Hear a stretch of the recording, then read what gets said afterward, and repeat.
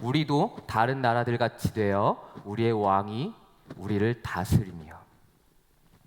자, 그 당시 이 이스라엘 그 땅에서 그 주변 땅에서 이스라엘 나라를 제외하고 다른 나라들에게는 다 왕이 있었습니다.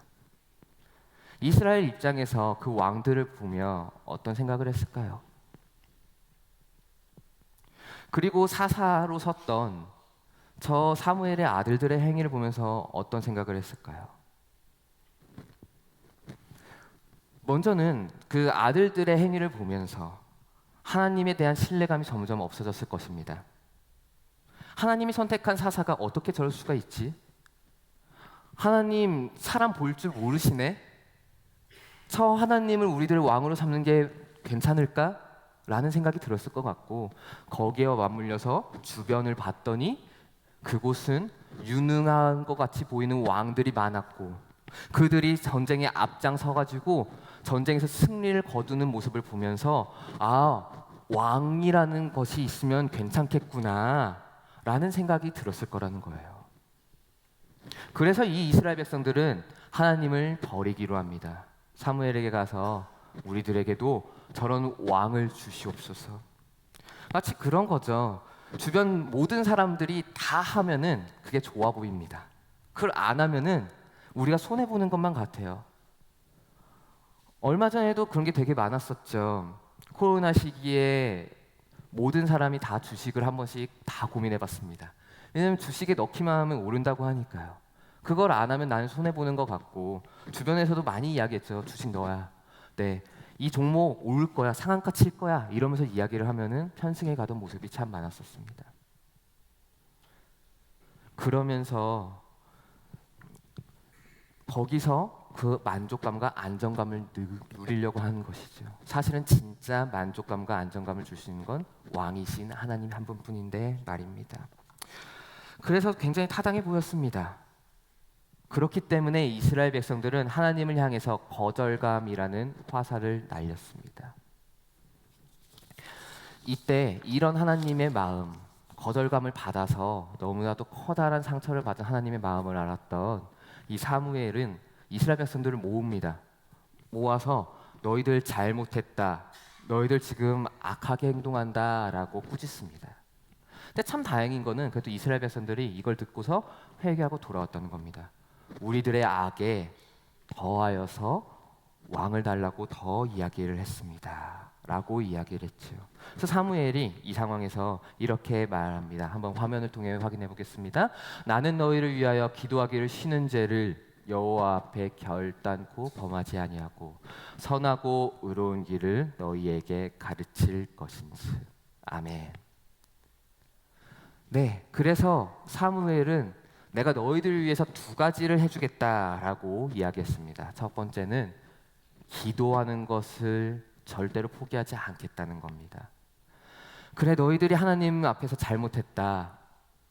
악에다가 더하여서 왕을 구하는 악을 더했다.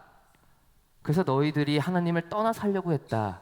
이제 내가 너희들을 위해서 기도해 주겠다. 하나님의 심판이 너희들에게 임하지 않도록 너희들의 마음을 잘 지켜서 하나님을 여전히 왕으로 삼고 살아나갈 수 있도록 내가 너희들 위해서 끝까지 기도해 줄 거고, 나는 이것을 멈춘다면은 나는 죄를 범하고 있는 것일 것이다 라고 이야기를 해줍니다. 그리고 하나는 선하고 의로운 길이었습니다. 그래서 너희들이 계속해서 어떻게 하나님을 왕으로 여기고 살아나가야 되는지 하나하나 알려주겠다. 계속해서 너를 올바른 길로 인도해 주겠다라고 이야기를 한 것입니다. 저는 하나의 확신을 가지고 있습니다. 사무엘과 같이 우리가 우리의 자녀들을 향해서 기도하고 그리고 선하고 의로운 길을 가르친다면, 이것을 포기하지 않고 끝까지 해낸다면 우리들의 자녀들이 사무엘과 같은 인물로 성장할 줄 믿습니다. 그런다면 우리들의 자녀들이 하나님을 왕으로 삼고 살아나가는 귀한 하나님의 자녀들로 될 줄 믿습니다. 그렇기 때문에 우리들 또한 그랬으면 좋겠습니다. 우리들 또한 우리들 자녀들을 위해서 기도하는 걸 멈추지 마시고, 그리고 선하고 의로운 길을 가르치는 것을 절대로 멈추지 않았으면 좋겠습니다. 아마 우리 자녀들 살면서 이스라엘 백성들처럼 넘어질 수도 있지 않을까요? 저는 그럴 수 있다고 생각합니다. 하나님의 크신 계획 이해되지 않아서 왜 저 사람들 사사로 세웠지라고 하면서 이해하지 못했던 것처럼 하나님의 크신 계획을 이해하지 못해서 무너질 수도 있습니다. 혹은 주변 나라가 다 왕을 세워놔서 왕으로 통치하고 있으니까 우리들 또한 저게 너무나도 좋아 보여서 그렇게 왕을 달라고 요구했던 것처럼 우리들의 자녀들 또한 세상에 수없이 많은 문제들, 세상의 가치관들, 그것들을 통해서 무너질 수도 있습니다. 동성애, 진화론, 물질 만능주의 등등 이런 것들이 우리 자녀들을 둘러싸서 계속해서 유혹하고 무너뜨리려고 하고 있습니다. 때로는 그것 가운데 우리 아들 넘어질 수도 있겠지요. 그럼 우리들의 입장에서는 아마 미성숙해 보이고 답답할 겁니다. 저 길 아닌데, 저 길 아닌데, 저러면 안 되는데 우라통 날 수도 있습니다. 그러나 하나 기억해줬으면 좋겠습니다. 우리 또한 그런 시절이 있었다는 겁니다. 우리도 누군가의 기도 제목이었고 우리에게도 신앙의 스승이 있었습니다. 사무엘에게도 있었습니다. 사무엘 생각해보면 성전에 처음 들어갔을 때 하나님이 불렀습니다. 근데 3번이나 하나님의 음성인지 분별하지 못합니다. 근데 사무엘에게 있었던 거는 어머니의 기도가 있었고 그리고 엘리 제사장의 가르침이 있었습니다. 그 하나님의 음성인 것 같다. 그리고 그 모든 과정들이 하나하나 쌓이고 축적되어져서 사무엘은 하나님의 그 일을 온전히 감당하는 사사로 그리고 하나님을 여전히 왕으로 삼고 살아나가는 그런 인물로 성장합니다. 우리들 또한 그렇지 않았습니까? 우리들 또한 그랬을 겁니다. 우리들은 누군가의 기도 제목이었습니다. 소그룹에서 서로 삶을 나누며 기도 제목이 되어졌고 우리들의 부모님, 만약에 우리 부모님들이 신앙을 가지고 계시다면 부모님들의 간절한 기도 제목이었을 겁니다. 그리고 교회에 나와서 수없이 많은 교역자들을 통해 신앙의 가르침, 선하고 의로운 길을 배웠을 겁니다. 그래서 우리들 또한 이 자리 가운데 있는 겁니다. 하나님을 끝까지 붙잡아야 된다. 하나님이 우리들의 유일한 왕이다라고 인정하는 자리까지 올라온 겁니다. 이걸 기억하며 우리 아이들, 우리들의 자녀들을 끝까지 인내함으로 버텨줬으면 좋겠습니다. 조금 미성숙해 보이더라도 충분히 그럴 수 있다라고 이해를 해주며 그 자녀들을 위해서 기도하는 걸 멈추지 아니하고 선하고 의로운 길을 가르치는 것에 힘썼으면 좋겠습니다.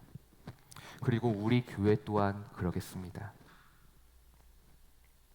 제가 담당하고 있는 중등부 아이들 위해서 기도하는 걸 멈추지 않고 선하고 의로운 걸 가르치는 것을 끝까지 하겠습니다. 그리고 저뿐만이 아니라 우리 선생님들 그래 주실 겁니다. 그리고 중등부뿐만이 아니라 우리 교회 안에 있는 모든 교육부서, 주일학교 교역자님들, 선생님들이 그렇게 해주실 겁니다. 그렇기 때문에 또한 수련회에 우리 아이들 많이 보내주셨으면 좋겠습니다.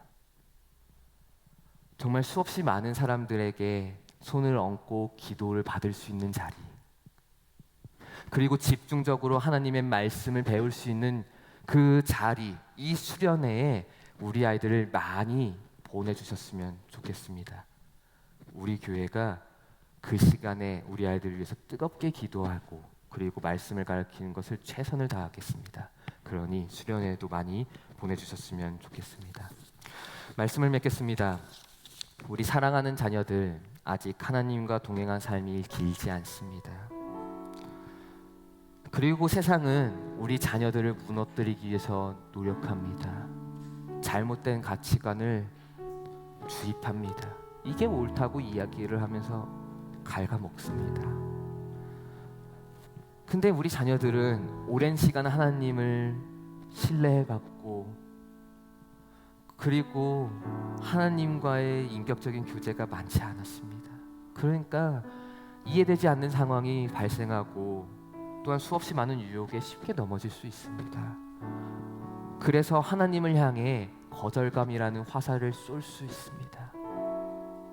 그러니까 하나님이 우리들의 유일한 왕이라는 걸 아는 우리들, 세상 가치관보다 하나님이 주시는 그 말씀이 더욱더 좋은 것이라는 것을 아는 우리들이 그 자녀들을 위해서 기도하는 걸 멈추지 않고 선하고 의로운 길을 가르치는 것을 멈추지 않는 저와 여러분 되어졌으면 좋겠습니다.